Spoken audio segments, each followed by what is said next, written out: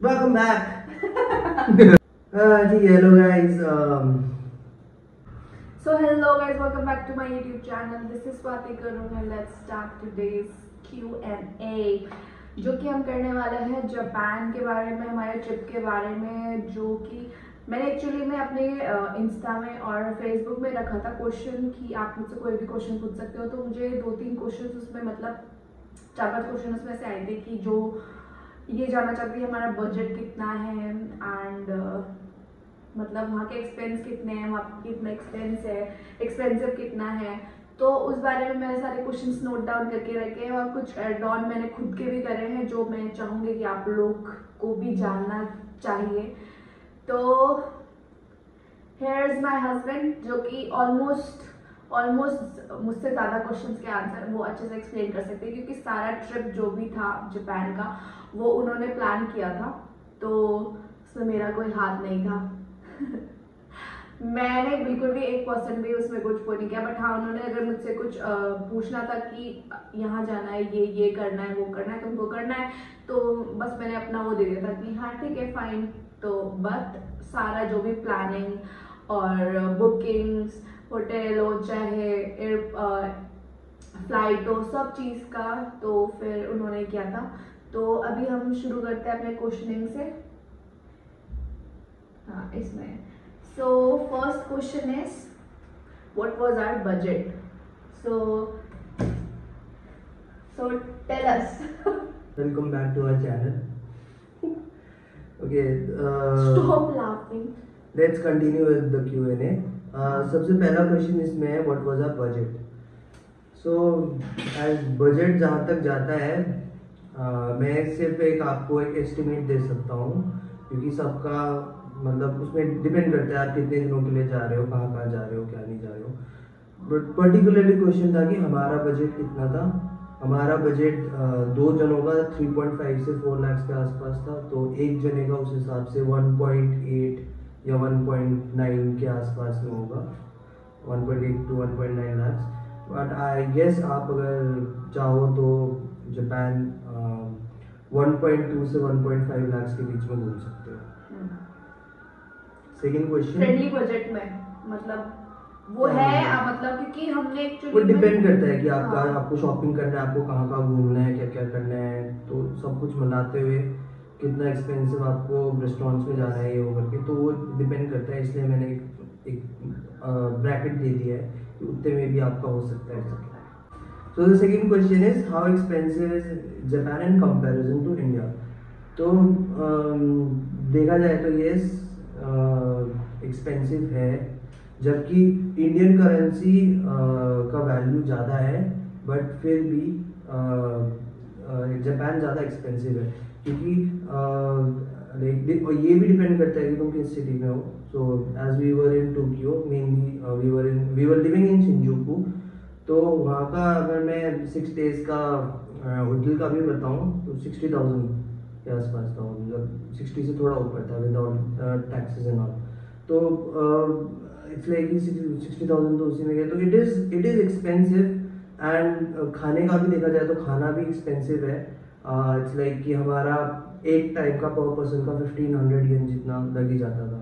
You can imagine कि मतलब क्या है करके, यू नो, मतलब इंडिया के हिसाब से इंडिया में तो आप 100-200 रुपये में पेट भर सकते हो, बट हमारा वहाँ पे लाइक 1500 जितना तो जा ही रहा था, मतलब चाहे ब्रेकफास्ट हो चाहे मतलब पर head and also just for one time, जैसे कि ब्रेकफास्ट अलग, फिर लंच अलग, डिनर अलग, हर टाइम पे ऑन एन एवरेज एक इंसान का 1500 जितना तो जा ही रहा था। तो everything is expensive over there. अब मेरे को नहीं पता कि बाकी जगहों में कैसा है, बट टोक्यो एंड शिंजुकू में तो थोड़ा एक्सपेंसिव था ही। How was the food in Japan, ये तुम बताओ, मैं बाद में ऐड ऑन करूँगा। For me it was like मतलब अच्छा था, ऐसा नहीं है कि मेरे लिए बुरा था, बट एक चीज़ जो कि मुझे अच्छी नहीं लगी वो था कि उनका स्पाइसी जो है वो थोड़ा सा अलग टाइप का होता है जो कि हमारे लिए फॉर इंडियंस, क्योंकि हम लोग बहुत ज़्यादा स्पाइसी एंड स्पाइसेस में बिलीव करते हैं और हमारे मुंह में वही टेस्ट बैठ गया कि नहीं, अगर ये वाला टेस्ट नहीं है तो फिर वो अच्छा नहीं लगता है खाना, राइट। तो और स्पाइसी तो ठीक है, बट क्या बोलते हैं, जो उसमें स्वीटनेस होती है उनके खाने में ना, थोड़ा सा ना वो स्वीटनेस होता है जो कि मतलब वो टेस्ट खराब कर देता है। तो जैसे किसी किसी कुछ कुछ लोगों को क्या बोलते हैं, इंडियन फूड होता है ना, वो शाही पनीर वो थोड़ा सा मीठा होता है, राइट, थोड़ा लिटिल बिट थोड़ा सा मीठा होता है, तो कुछ लोगों को पसंद नहीं आता है। तो वैसा ही समझ लो कि वहाँ का खाना एक्चुअली में ऐसा होता है कि उसमें थोड़ा सा स्वीटनेस तो होता ही है। तो मेरे लिए तो बस ये था कि मैं वहाँ पे मैंने क्या खाया, चिकन, फ्राइड चिकन, और बट मुझे वहाँ का चिकन बहुत अच्छा लगा, और वहाँ का नूडल जो था वो तो बहुत ही टेस्टी था, जो कि मैंने आप लोग को पिछले ब्लॉग्स में भी देखा होगा, आप लोगों ने मेरे खाते में भी वीडियोस डाले हैं, जो भी चीज़ें हमने खाई है, जो मुझे पसंद आई है वो चीज़ें भी मैंने डाली है, जो मुझे अच्छी नहीं लगी है मैंने वहीं पे बता दिया है कि ये नहीं, मेरे लिए तो नहीं। बट निखिल के लिए प्लस पॉइंट ये था कि जो चीज़ें वो खाते थे वो वहाँ पे अवेलेबल थी। तो मैं बता दूं, मैं खाता हूँ, ठीक है। इट्स जस्ट दैट कि मैंने वहाँ पे ट्राई किया था, बिकॉज वहाँ पे ऐसी सेट की और कुछ चिकन वगैरह मतलब कम मिलता है। Yeah. वो भी मैंने रामेन में ट्राई किया था, and it was really delicious, ठीक है। मतलब मैंने उससे बेटर रामेन कहीं पे खाया नहीं है। तो बिकॉज वहाँ पे रामेन कोई चिकन वाला अवेलेबल नहीं था, आई सेड कि नहीं यार दोबारा खाने का मौका मिलेगा नहीं, तो मैंने वहाँ पे ट्राई किया। एंड मेरे लिए तो जापान में इन अकॉर्डिंग टू फूड सब चीज़ परफेक्ट था, क्योंकि जिस टाइप का खाना मैं खाता हूँ वैसी टाइप का ही वहाँ पे सर्व होता है। ऑब्वियसली मेरे को भी स्पाइसी पसंद है, बट वहाँ अगर कोई वहाँ पे रहना चाहता है तो वो अलग से वहाँ पे स्पाइसी चीज़ें खरीद सकता है। इट्स लाइक कि आपको जैसे मिर्च वगैरह तो मिलते हैं वहाँ पे, तो उसके ऊपर से चिली फ्लेक्स है वो डाल के उसको तुम स्पाइसी कर सकते हो। हाँ, रेडीमेड जो हम लोग ले रहे थे जैसे 7-Eleven से या कहीं कहीं कहीं पे भी जाके अगर हम लोग लेते हैं तो स्पाइसी नहीं होता है, मांगने पे भी नहीं मिलता, क्योंकि हमने जाके बोला था कि हमें स्पाइसी चाहिए, उसने बोला था ठीक है हम स्पाइसी बना देते हैं, बट उसके बाद भी वो मीठा ही था। चिकन ग्रेवी जो था, उसका जो ग्रेवी था ना, वो ऐसा लग रहा था कि जो बच्चे का जेली मिलता है ना वैसा टाइप का उसका टेक्सचर था, जेली फॉर्म में, और ऊपर से उसमें थोड़ा सा स्वीटनेस था, और वो स्पाइसी तो बिल्कुल भी नहीं था, आई स्वेयर। बट वो चीज मुझे अच्छा नहीं लगा। बट और तो अगर आप और जैसे अगर रामेन वगैरह में जाते हैं ना, तो उसका सूप भी बहुत टेस्टी होता है, इतना फ्लेवर होता है ना उनके, वो ब्रॉथ वाली जो सूप होता है मैं बता नहीं सकती। मतलब वो सूप आप एक बार सिर्फ लोगे ना तो उसमें आपको इतनी सारी फ्लेवर्स का टेस्ट आ जाएगा। तो आई डोंट नो वो बनाते कैसे, क्योंकि मैंने मतलब right. कहीं और नहीं देखा ऐसा ना। मैंने लाइफ में बहुत सारे ब्रॉथ्स पिए, मतलब बहुत सारे सूप पिए, बट वहाँ का soup was like amazing. And it's like कि हाँ वो एंड में वही कि अगर आपको स्पाइसी चाहिए तो आपको खुद ही कोई स्पाइसी चीज़ या चिली फ्लेक्स या चिलीज लेके अपने खाने के ऊपर डालना पड़ेगा, एंड उसको स्पाइसी खुद करना पड़ेगा। अदरवाइज मेरे लिए तो परफेक्ट था वहाँ का food. Let's move on to the next question, which was how do Japanese people behave with a stranger? बताना चाहोगी? मैं बताऊँ? बताओ। How do Japanese people behave with a stranger? हमारे साथ का एक्सपीरियंस बहुत अच्छा रहा है, बट मैं ये नहीं बोलूँगी कि सिर्फ हमारे साथ, it's not like just with us, but actually में उन लोगों का जो बिहेवियर होता है वो बहुत ही पोलाइट टाइप के होते हैं। तो अगर आप उनसे मिलोगे भी, even if you don't know कि आप मतलब आपको जापानीज बोलना नहीं आता है, अगर आप अप्रोच भी करते हो ना, तो वो पर्सन मतलब इतना वो नहीं हो जाता है कि अरे मतलब मेरे से क्यों मतलब ये वो, तो वो लोग आपको बहुत अच्छे से हैंडल करते हैं। मतलब उनका जो पोलाइटनेस लेवल है ना वो यहाँ है, और इंडियंस का यहाँ है। मतलब हम भी इंडियंस हैं, बट हम लोग डिफ्रेंशिएट कर सकते हैं वहाँ पे जाके, जो हमको डिफ्रेंशिएट करने का वो मिला है ना, कि मतलब कितना डिफरेंस है यहाँ के लोगों में और वहाँ के लोगों में, कितना डिफरेंस है वो हमको देखने को मिला है एक्चुअल में। नहीं, मैं थोड़ा क्लैरिटी ला देता हूँ। सो एग्जांपल दे देता हूँ कि ये हमारे साथ सबके साथ हुआ होगा कि हम लोग किसी भी स्टोर पे गए या जनरल स्टोर पे गए या कहीं पे भी गए जहाँ पे हमको कोई कैश काउंटर में या कहीं पे भी कुछ, अरे मेरा फोन मिल रहा है, sorry for the interruption, but ये कॉल मेरे लिए नहीं है। तो मेरे फोन में क्यों नहीं आया? मेरे को क्या पता। तुम आगे करो, तुम अपना वो कंटिन्यू रखो। Okay, sorry for the interruption, दीदी का कॉल आ गया था। सो मेनली बात ये है कि मैं भूल गया मैं कहाँ पे था। हाँ ठीक है, मेरे को याद आ गया, क्वेश्चन देख के याद आ गया। मैं आपको एक एग्जांपल दे रहा था। हम लोग कहीं पे भी जाते हैं तो क्योंकि वो लोग वहाँ पे सुबह से लेकर रात तक काम कर रहे होते हैं, एंड क्योंकि लोग रोज वही काम करते हैं, लोग थोड़े बहुत चिड़चिड़े हो जाते हैं। हम सबके साथ हुआ होगा कि हम कहीं पे भी जाते हैं हम तो खुद हो जाते हैं। वो मतलब हाँ मतलब लोग ना ढंग से रिप्लाई नहीं देते। हमने जैसे पूछा कि भैया इसका सेक्शन क्या है, तो किसी ने बोल दिया खुद देख लो, ये वो करके ना, राइट। वहाँ पे ऐसा कुछ नहीं है, वहाँ का कल्चर बिल्कुल ही अलग है।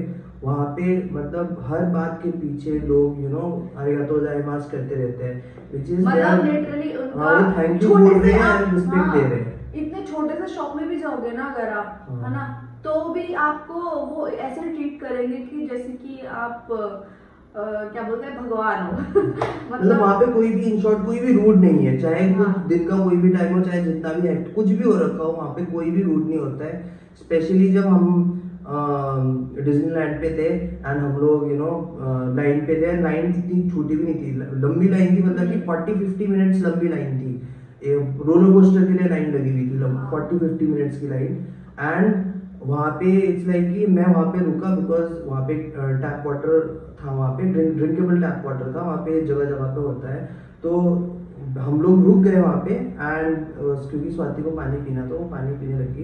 एंड हमारे पीछे जो लोग थे, मेरे को लगा कि आगे बढ़ जाएंगे, मैंने उनको बोला कि you can go ahead, but कोई भी आगे नहीं बढ़ा भाई। जब तक स्वाति ने पी के वो खुद लाइन आगे नहीं बढ़ाई, हमारे आगे भी लोग बहुत आगे पहुंच गए, बट फिर भी हमारे पीछे वाले लोग बिल्कुल ही ऐसे खड़े रहे। मतलब स्टार्टिंग में उनको लगा कि कुछ हुआ है करके, तो वो आगे जाने लगे। फिर उन्होंने देखा कि नहीं ये लोग तो रुके हुए हैं, तो वो वापस अपने आप ही पीछे आ गए। तब मैंने उन लोगों को बोला था नहीं आप लोग आगे जा सकते हो, पर वो लोग लाइन काट के नहीं गए। सो इस लेवल का रिस्पेक्ट देते हैं वो लोग, जो कि मेरे को बहुत अच्छा लगा जापान के बारे में। Okay, let's go to the next question अब। So the next question is, what essentials do we need to travel freely and worryless in Japan? मैं तो एज सच ऐसा कोई एसेंशियल्स नहीं है, बस वहाँ पे जाते वक्त एक चीज़ कर लेना कि आप देख लेना कि आप कौन से टाइम पे जा रहे हो। एंड गूगल पे सब कुछ आजकल दिया ही होता है कि रेनी सीजन है, क्या है, ये है वो है। एंड वही यार, कहीं पे भी आप ट्रिप पे जा रहे हो तो वहाँ का वेदर एंड वहाँ का मौसम उस हिसाब से देख के अपने कपड़े पैक करके लेके जा सकते हो। और अगर एक और चीज, अगर आप प्लान कर रहे हो ना जापान जाने का, तो मतलब 3-4 महीने पहले से ही प्रिपेयर्ड रहना, क्योंकि इस जापान का जो वीज़ा मिलना होता है ना, वो बहुत ही डिफिकल्ट होता है। मिलता है बट ऐसा नहीं है कि मिलता नहीं है, बट थोड़ा लंबा प्रोसेस हो सकता है।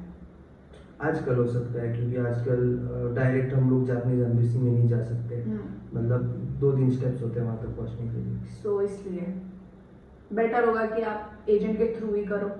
हाँ, बट आप खुद भी कर सकते हो अगर आप क्या बोलते हैं, भागा दौड़ी कर सकते हो, तो बट उसमें थोड़ा सा टाइम ज्यादा और लगेगा, बट टाइम कंज्यूमिंग है ये वाले जगह जाना ना। तो बस ये बोलूंगी कि थोड़ा सा गैप रख के ही अपना प्लानिंग करना। हमने बहुत बड़ी गलती करी थी, क्योंकि हमने बुकिंग कर दिया था, वीजा 1 महीने में मिल जाएगा और हम लोग चले जाएंगे, और हमने बुकिंग कर ली थी। बट पता है क्या हुआ, हमारा बुकिंग हमको कैंसिल करना पड़ा। और हमारा कितना लगा था, मतलब हमारा लगा था ऑलमोस्ट 2 लाख सब कुछ बुकिंग करने में। और हमको क्योंकि हमको कैंसिल करना पड़ा, तो हमको कितना approximately 10 hours later परसेंट आपको वो परसेंट कितना हमको 2000 years later रिफंड नहीं मिला। 30-40,000 जितने का हमको लॉस हो गया था। 30-40,000 का लॉस हुआ था। तो इसलिए ये गलती आप लोग मत करना, मैं तो आप लोग को बोलूंगी। तो प्लान कर रहे हो तो फिर 3-4 महीने का गैप जरूर रखना प्लानिंग और आपका ये सब वीजा प्रोसेस में। So the next question is, best experience out of all the places we visited in Japan. Tokyo भैया। मैं बताऊं पहले, तुम बताओ। मैं तो बता सकती हूँ अपना। मेरे लिए तो team planet was the best experience. ऐसा नहीं है कि डिज्नीलैंड वाज नॉट। डिज्नीलैंड मतलब ऐसा नहीं है कि ये छूट गया वो छूट गया, बट डिज्नीलैंड और टीम लैब में तो फर्स्ट टीम लैब तो फर्स्ट में, क्योंकि वो मैंने कहीं पे भी ऐसा एक्सपीरियंस नहीं किया है, ठीक है। इतना मतलब बहुत अच्छी चीज़ें थी वहाँ पर। मैं हर रूम, मतलब अलग अलग रूम था ना हर चीज़ का, तो मैं जिस रूम में गई ना, तो मुझे वो देख के मतलब इतना I was mesmerised, you can say. So मेरे लिए वो बहुत अच्छा था, और मेरा डिज्नीलैंड का एक्सपीरियंस भी बहुत अच्छा था। अदर देन दैट इधर उधर जापान का सारी चीजें मतलब बहुत अच्छा। इसके लिए तो सारे जितने भी प्लेसेस थे सारे मेमोरेबल थे, इवन जापान में भी जाके इसने किमोनो वगैरह लगाया था, वो भी इसके लिए सही बहुत था। ज्यादा मतलब मेरे को तो वो ट्राई करना ही था। जब से मैं एनिमे में घुसी हूँ तो वो हम लोग देखते रहे उनको लगाते हुए, राइट। वो लोग इतने क्यूट लगते हैं। एक तो वो एनिमे में वो लोग इतना अच्छा सा मतलब वो करते हैं, एनिमेट करते हैं ना उनका कार्ड उसको, तो वो इतने क्यूट लगते हैं। और वो ही ड्रेस अगर नॉर्मल इंसान लगाए तो कैसा लगेगा, बट वो एक्चुअली वो ड्रेस ही इतनी क्यूट होती है ना कि जैसा भी इंसान लगाए वो बहुत सुंदर लगता है। So you tell. मेरे लिए ये सबके लिए नहीं होगा, बट अगर कोई बहुत बड़ा एनिमे फैन या गेमिंग फैन है या टेक्नोलॉजी का फैन है तो वो रिलेट कर सकता है मेरे से, बिकॉज मैं जब अखियाबारा गया था तो that place was filled with anime, collectibles, arcade games, electronics, digital things, सब कुछ, राइट। एंड इसलिए मेरे लिए वो मेरा लाइक फेवरेट चीज़ था वो जगह। उस दिन मैं बहुत घूमा, मैंने बहुत चीज़ें देखी वहाँ पे, बहुत चले, पैर दर्द हो गया था। मैं तो हर दुकान में घुसा रहे थे हर और शॉप में पता नहीं घुस रहा क्या था। ढूंढ रहे थे, मुझे समझ नहीं आ रहा था। मैंने पूछा भी क्या ढूंढ रहे हो, पता नहीं क्या ढूंढ रहे हो, भाई उनको ही पता था क्या ढूंढ रहे हैं। हर शॉप में घुस रहा था मैं, बट जो बिकॉज सो मेरे लिए तो आखियाबारा था because of anime and all that, जो भी मैंने बताया। बट अगर आप टोक्यो आने का प्लान कर रहे हो तो आई विल ऑल्सो से कि अगर आप टोक्यो आने के बाद टीम लैब और डिज्नीलैंड नहीं घूमे तो फिर टोक्यो आने का फायदा ही नहीं होगा। ये दो जो एक्सपीरियंस है ये सबके लिए once in a lifetime experience होगा। आई अंडरस्टैंड कि डिज्नीलैंड बाकी कंट्रीज में भी है एंड टीम लैब थोड़े कंट्रीज और में है, बट जो मेन अट्रैक्शन है टोक्यो में आने का वो फर्स्टली टीम लैब है एंड दूसरा डिज्नीलैंड है। एंड आपको ये दो जगह जाके देखना ही चाहिए, दोनों जगहों में बहुत मजा आया। So that's it, all I have to say. So the next question is how you should travel within Japan. Okay. Well, the answer is very simple. क्योंकि क्या बोलते हैं, एक्सपेंसिव है बिकॉज ऑफ दैट। अब कैब जैसे यहाँ पे तो हम लोग कैब में चलते हैं, पर यहाँ पे भी कैब जैसे एक्सपेंसिव होता है ना, अकॉर्डिंग टू बस या फिर यू कैन से मेट्रो, उससे तो बहुत ज़्यादा एक्सपेंसिव होता है, राइट, कैब। तो सेम वहाँ पे कैब इतना एक्सपेंसिव है कि कितना 1000 बोला था। अगर आपको नरेता एयरपोर्ट से शिंजुकू जाना है या टोक्यो जाना है या फिर हनेडा एयरपोर्ट से भी शिंजुकू या टोक्यो जाना है तो 25 से 30 हजार लग जाते हैं सिर्फ वहाँ ट्रैवल एक वन साइड जाने का 25,000-30,000 जितना। सो इट्स रियली एक्सपेंसिव, इसलिए हर कोई। तुमने बोला था ना कि 1 किलोमीटर का कितना 900 येन ना, 900 येन दिखा रहा था। हाँ, हम लोग 1 किलोमीटर का हम लोगों ने ट्रैवल किया नरेता एयरपोर्ट से शिंजुकू तक। शिंजुकू की स्टेशन में उतरे एंड फिर वहां से 700-800 मीटर दिखा रहा था हमारा होटल, ठीक है। 700-800 मीटर इतना ज्यादा भी नहीं है, 1 किलोमीटर से कम है, राइट। एंड इट्स लाइक कि आधे किलोमीटर से थोड़ा सा ही ज्यादा है। मैंने वहां पे भी जब कैब चेक किया तो वहां से हमारे होटल तक का 900 येन दिखा रहा था बस 700-800 मीटर्स के लिए। सो इट इज मतलब ऑलमोस्ट 900 येन मींस इंडियन करेंसी में ऑलमोस्ट 500-600 रुपए ना, 400-500 ऐसे कुछ। हाँ वही तो, मतलब 1 किलोमीटर में अगर इतना है तो आप सोचो कि वहां से यहाँ तक तो कितना ही टाइम। तो इसलिए सबसे बेस्ट है कि आप मेट्रो, सबवे और ट्रेन से ट्रैवल करो। एंड इट्स इजी आल्सो, मतलब ऐसा नहीं है कि इंडिया की तरह नहीं है। वहाँ का जो रेलवे सिस्टम है, ये मेट्रो सिस्टम है, सबवे सिस्टम है, it's like really very clean, seats are really comfortable. आपको मन भी करेगा मेट्रो में जाने का, मेट्रो में घूमने का। वहाँ पे ज्यादातर लोग अपना या तो पैदल चलते हैं या तो साइकिल में जाते हैं, मेट्रो में जाते हैं। हाँ, मतलब मैं तो कोई यूज नहीं करता है। चलते बहुत चले हम लोग वहाँ पे। हमने जितना खाया है ना उतना निकल भी गया है वो आराम से, जितना हम चलते थे वहाँ पे। इतना तो हम इंडिया में भी नहीं चले होंगे। सो the next question is Did we face any issue communicating with Japanese people without knowing Japanese? ये भी तुम जवाब दे सकती हो। But you should ना। मैं टिकट्स लेने होते थे तो जाना होता था, राइट। कम्युनिकेशन में इतना दिक्कत नहीं होता है, क्योंकि जैसे कि यार नॉर्मल कम्युनिकेशन अगर किसी को, अच्छा एक चीज़ है कि वहाँ पे लोग ज़्यादातर इंग्लिश नहीं बोलते, जापानीज ही बोलते हैं। हमारा जो होटल भी था वो मेरे को ऐसा लगा कि ज़्यादातर फॉरेनर्स ही आते हैं, क्योंकि मैंने वहाँ पे ज़्यादातर अमेरिकन, ब्रिटिश, कोरियन लोग, बाहर के ही लोग देखे, राइट। तो वहाँ पे तो एटलीस्ट एक इंग्लिश बोलने वाला इंसान होना ही चाहिए था। नहीं, वहाँ पे भी जितने भी रिसेप्शन में थे सारे जापानीज बोलते थे, ठीक है। उन्होंने एक ही जगह एक ही इंसान रखा था जो इंग्लिश बोलता है, जो कि मैंने 7 दिनों में इसको एक ही बार देखा, ठीक है। सो बट दिक्कत ये है कि मतलब वहाँ पे दिक्कत इतना कुछ नहीं है, क्योंकि अगर आप जा रहे हो कहीं पे भी, तो अगर मैं टिकट काउंटर पे जाता हूँ एंड मैं वहाँ पे जाके बोलता हूँ कि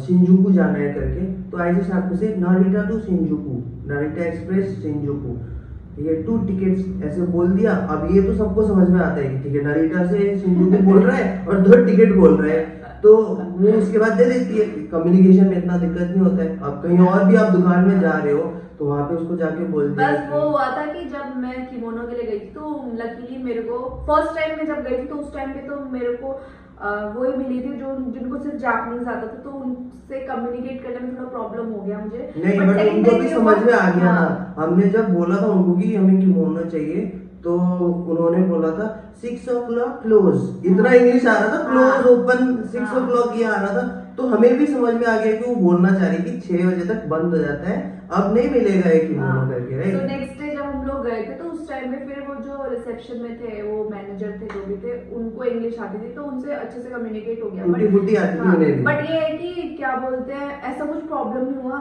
फर्स्ट ऑफ ऑल तो मैंने तो अपने फोन में ट्रांसलेटर डाउनलोड करके रखा था, सो दैट कि ना वहाँ पे अगर किसी से कुछ बोलना भी हो ना, मतलब ऐसा तो नहीं है कि वहाँ पे हम लोग बात करने के लिए जा रहे हैं, ठीक है, बट हमको किसी से कुछ पूछना हो सकता है, राइट। उसके लिए मैंने ट्रांसलेटर डाउनलोड करके रखा था। तो मैंने जिस लेडी ने मेरे को वो पूरा किमोनो पहनाया अच्छे से, क्योंकि उसमें बहुत सारे पार्ट्स होते हैं भाई किमोनो के, एक के ऊपर एक, तो इसलिए वो बात कर रहे थे तो मुझे समझ नहीं आ रहा था, तो मैंने उस टाइम पे ट्रांसलेटर यूज करा। तो मैं उसमें से लिख के बता रही थी कि मेरे को ये बोलना है, तो फिर वो अपने फोन से ट्रांसलेट करके बता रहे थे कि मेरे को, मैं मतलब अपना आंसर दे रहे थे, तो उसमें भी कोई प्रॉब्लम नहीं। हाँ, ऐसे सिचुएशंस जहाँ पे आपको कोई फुल सेंटेंस समझाना है, या ऐसे सिचुएशन वैसे बहुत कम आएंगे जनरली, क्योंकि आप टूरिस्ट, अगर आप जापान में रहना चाह रहे हो तो अलग बात है, आपको थोड़ी जापानी सीखनी पड़ेगी। और आप टूरिस्ट हो, आपको सिर्फ घूमना है, तो वो अलग चीज़ हो गया, राइट। तो अगर आपको किसी को कुछ सेंटेंस बोलना है, जैसे कि मैं मान लो मेरे को होटल में जाके अपने उस रिसेप्शनिस्ट से कुछ पूछना है, इट्स रियली इजी। आजकल तो वो भी इजी हो गया है, गूगल ट्रांसलेट खोला, इंग्लिश में लिखा, ट्रांसलेट टू जापानीज किया, उसको दिखा दिया, वो पढ़ के समझ जाएगा आप बोलना क्या चाह रहे हो, एंड फिर वो जो भी आपको चाहिए वो करवा देगा। तो इतनी टेंशन लेने की जरूरत नहीं है। मैंने तो वही बोला। इसका क्या मतलब होता है? सब है। हाँ।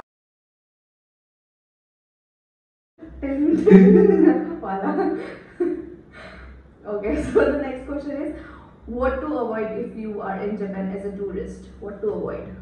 क्या अवॉइड करना चाहिए हमें? च्युइंगम मत खाओ बस।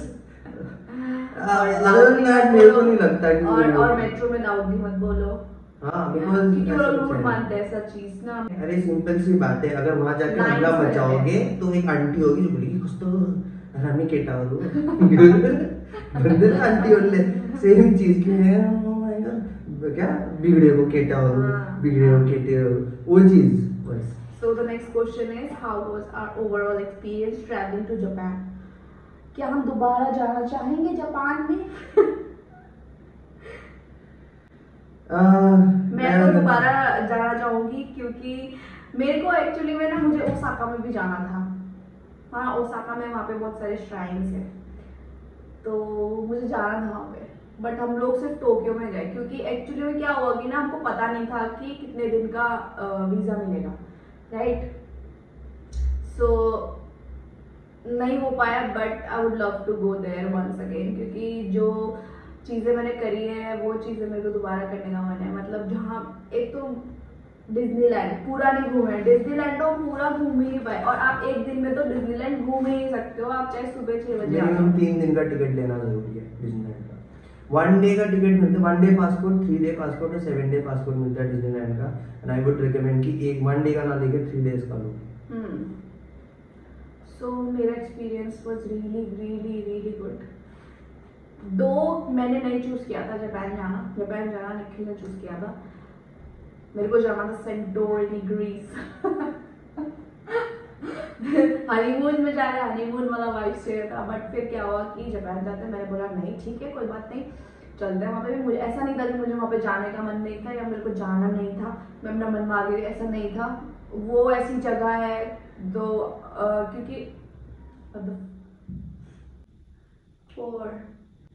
Welcome back. फिर से आ गए हम परेशान करने के लिए। तो हाँ मतलब मेरा एक्सपीरियंस वाज रियली गुड। सो यही, और आप बताइए प्लीज अपना। इतनी प्यार से बात नहीं करती है। ओके, मेरा तो यार बचपन से ही था ना, मेरा बचपन से ही ड्रीम था कि मैं जापान जाऊं करके। एंड मेरे को बचपन से ही बिकॉज मैं एनिमे वगैरह में बहुत इंटरेस्ट था, तो मेरे को mecca it's the hub of anime, तो मेरे को वहाँ पे जाने का बहुत मन था। एंड बिकॉज मेरे को वहाँ पे जाने का इतना मन था, मेरे को जापान इतना इंटरेस्टिंग प्लेस लगता था कि मैंने वहाँ पे बाकी तुमने बोला था ना मुझे नारुतो देखने के? मैंने बोला था, तो और कौन बोलेगा? कोई और भी फर्स्ट टाइम मेरे को रेकमेंड निखिल नहीं किया। हाँ, ये अपने अलग ही टेंशन में चली जाती है। मैं अपना अपना अपना मेरे को पूछने का मजा आता है, मुझे जब ये बोल रहे होते ना, मुझे ना पता नहीं क्यों बीच में टोकने में जो ना मुझे ना सुकून मिलता है। ट्रेनिंग देनी पड़ेगी अच्छे से ना, ऐसे नहीं करना। अच्छा चलो तुम बताओ अपना। ओके, सो मेरे को बचपन से ही था। एंड जब मैं वहाँ पे पहुंचा, एंड बिकॉज मेरे को एनिमे था, तो मेरे को जापान के कल्चर से जापान के बाकी चीज़ों में इतना इंटरेस्ट आ गया था कि अब मेरे को मतलब ऐसा हो गया था कि मेरे को जाना ही जाना है करके। सो वहाँ पे जाके जो मेरा एक्सपेक्टेशंस था उसको भी एक्सीड किया है। सो ऑब्वियसली मेरे को दोबारा जाने का भी मन है, एंड मन ही नहीं है, मैं जाऊँगा भी दोबारा। बिकॉज इस बार मैं स्वाति के साथ गया था, मेरे को अपनी फैमिली को भी लेके जाना है, स्पेशली मेरी मम्मी, अपनी मम्मी को भी लेके जाना चाहूँगा मैं वहाँ पे, और उनको ये सब चीज़ एक्सपीरियंस करवाना चाहूँगा। अब की बार हम सिर्फ टोक्यो घूम पाए, मेरे को ओसाका एंड क्योटो भी जाना है। ओसाका एंड क्योटो हम लोग 2 दिन में कवर कर सकते हैं हम लोग, क्योंकि हम लोग टोक्यो में हम लोगों ने सब टेक्नोलॉजिकल थिंग्स देख लिया, ये देख लिया, वो देख लिया। अब हमको थोड़ा कंट्री साइड भी देखना था, जो कि हम सिर्फ मेट्रो या ट्रेन से देख पाए। जो ये बोल रही थी वो नोबिता और शिनचैन वाले घर, बहुत क्यूट घर थे यार वहाँ पे, बहुत क्यूट घर थे। सो वो हमको ओसाका में देखने को मिल जाएगा। ठीक है, हम लोग माउंट फूजी भी नहीं जा पाए प्रॉपर्ली, उधर हमने प्लान किया था, पिछली वाली जो ट्रिप थी ना उसमें प्लान किया था, हमने पेमेंट भी किया था, हम लोग टिकट्स भी ले आए थे, गाइड भी हमने कर लिया था, बट फिर वो कैंसिल हो गया। एंड फिर उसके बाद जब हमने दोबारा करने की कोशिश करी तो डेट्स अवेलेबल नहीं थी। जिस टाइम पे हम लोग जापान में थे उस टाइम की डेट्स अवेलेबल नहीं थी। सो नेक्स्ट टाइम पे वो भी जाना था मेरे को। एंड ओसाका एंड क्योटो में मेरे को जो श्राइन्स एंड टेम्पल्स वगैरह देखना था, क्योंकि हम लोग वहाँ पे बस एक आसाकुसा का टेम्पल एंड श्राइन देख पाए। सो टोक्यो में, सॉरी आसाकुसा में हम लोग सिर्फ आसाकुसा का श्राइन एंड टेम्पल देख पाए। मेरे को ओसाका और क्योटो का भी देखना था। बेसिकली आई गेस ओसाका नीचे देख के बोल रहा हूँ, उधर देख के बोल रहा हूँ। ओसाका मतलब ओसाका एंड क्योटो में से एक प्लेस में जाना है मेरे को, मतलब दोनों प्लेस में जाना है। फिर वहाँ पे जितने टेम्पल्स एंड जो कंट्री साइड है वहाँ का वो देखना है, एंड बाकी सारे एक्सपीरियंस भी करवाना है। सो मेरे को ये ऐसा नहीं है कि मेरे को सिर्फ जापान नहीं, ओके मेरे को अमेरिका, सॉरी लॉस एंजलिस घूमना है अमेरिका में, राइट, एंड इनको सेंटोर्नी वगैरह घूमना है। तो वहाँ I would like to go over there also, but Santorini इनको बोल तुमने, लेट्स इग्नोर हर, ठीक है, जैसे मैं इनको हमेशा इग्नोर करता हूँ, लेट्स जस्ट इग्नोर हर, ठीक है। इनको इसको जाना था सेंटोर्नी में, ठीक है। अब कुछ इसको सेंटोर्नी जा रहा था, पर मैं लेके नहीं जाऊंगा, ठीक है, ऐसा कुछ नहीं है। बट जो मेरे फेवरेट प्लेसेस थे वो Amsterdam, Los Angeles and obviously Japan. But Japan का टूर मेरा पूरा नहीं हुआ है। जापान जाऊंगा, लॉस एंजलिस जाऊंगा, लेकिन ग्रीस नहीं जाऊंगा। जापान का टूर मेरा पूरा नहीं हुआ है। इटली नहीं जाऊंगा, इटली तो जापान का टूर मेरा पूरा नहीं हुआ है। पहले मैं अपना जापान का टूर पूरा करूंगा, अपने फैमिली को लेके जाऊंगा, उसके बाद फिर अगर टाइम बचा, हम लोग इतने लकी रहे तो फिर हम लोग बाकी प्लेसेस भी जाएंगे फिर उस टाइम पे। या so guys that's it for today. अगर आपको ये वीडियो अच्छा लगा हो और ऐसे क्वेश्चन आंसर आप चाहते हो तो क्वेश्चन भी ड्रॉप करना, उसका हम आंसर देंगे कभी नेक्स्ट वीडियो में। जब क्वेश्चंस को मतलब जब कंबाइन हो जाएंगे, जब मतलब काफी क्वेश्चंस आ जाएंगे तब फिर हम लोग उसके बाद दोबारा करेंगे। हम दोनों के बारे में जानना चाहते हो तो वो भी आप पूछ सकते हो, कुछ भी पूछ सकते हो। मैं कितना बोलती हूँ वो भी पूछ सकते हो, या मैं ऐसे क्यों बोलती हूँ वो भी पूछ सकते हो, उसका भी जवाब मिलेगा आप लोगों को। बस इस वीडियो को लाइक कर देना और शेयर भी कर देना और सब्सक्राइब कर देना अगर आपने अभी तक सब्सक्राइब नहीं किया होगा तो। ये क्या था? लाइक शेयर सब्सक्राइब नहीं, शेयर का क्या है? Like share subscribe yo. Okay, so we'll see you in the next vlog guys. तब तक के लिए love you, bye.